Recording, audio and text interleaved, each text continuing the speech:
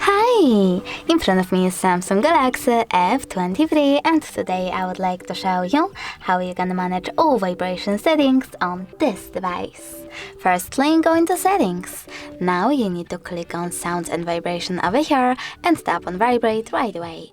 This way you can mute your device completely and leave only vibrations. But you can also tap on sound and tap on the switcher next to vibrate while ringing.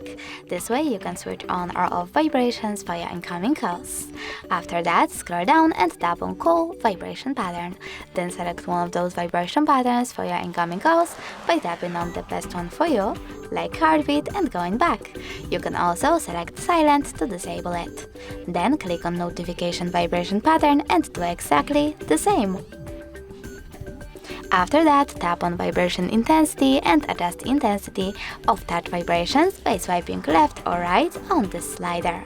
Then go back, choose System Sound Vibration Control, scroll all the way down and tap on the switchers next to all of those features to switch on or off vibrations for them.